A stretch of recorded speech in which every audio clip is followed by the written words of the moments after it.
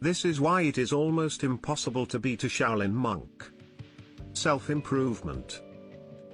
After a disastrous fire in 1929, much of Shaolin monks' barely recorded history was lost, but a monk named Jin Jinzhong collected decades of living knowledge.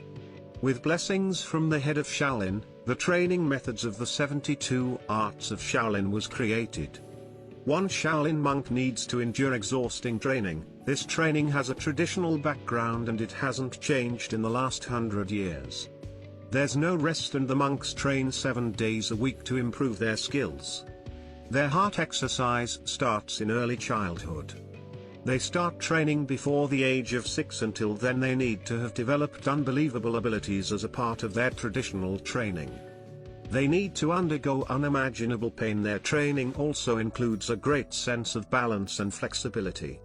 They can simply turn into a circle. Being able to do this is hard, but being able to keep this position for some time seems like torture.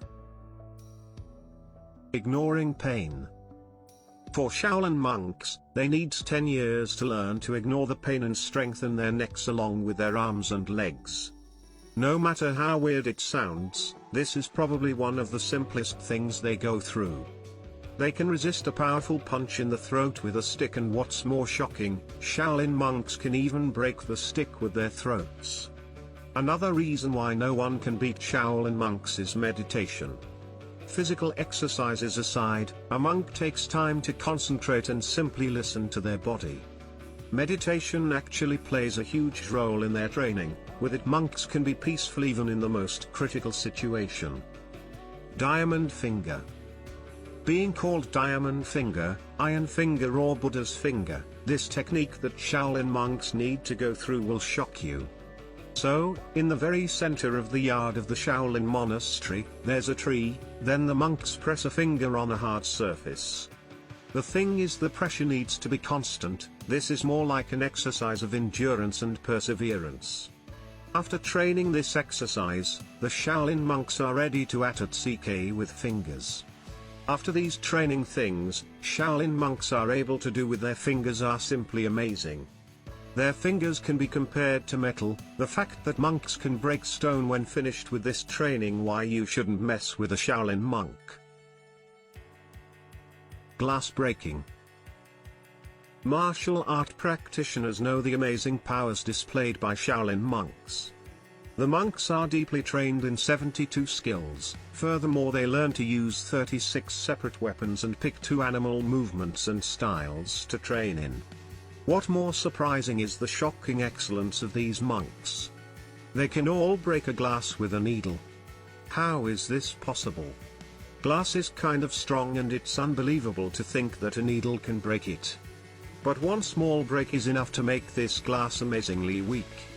So, when Shaolin monks throw a needle, they don't bend the needle under pressure during the throw. They throw the needle with exceptional power and speed while attempting not to turn it, and when the needle hits the glass, it forms a strong crack, so it breaks. A needle goes through a balloon on the other side of the glass and then it pops. Iron head. It is as shocking as it sounds. Shaolin monks wrap their heads with layers of soft fabric, usually silk, and start hitting them against a wall. They repeat this exercise a few times a day.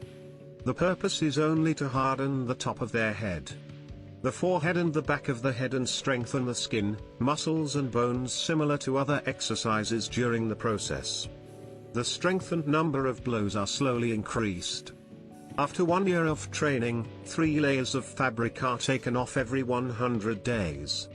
Young Shaolin monks start their next stage of practice when they have finally taken off all layers. They then start to bang their bare heads against stone walls. With years of this practice, the bones in the skull get different shapes because of the pressure. Walking on water. Walking on water is what we consider religious figures or superheroes are able to do. This fearless monk can walk on water technically. Qi Liliang is a Chinese monk who joined the Shaolin monks for his inspiration of kung fu moves. He was able to walk on water by using very thin and lightweight plywood boards connected by cloth. He was able to run across the surface of a reservoir which was 118 meters long in roughly 50 seconds.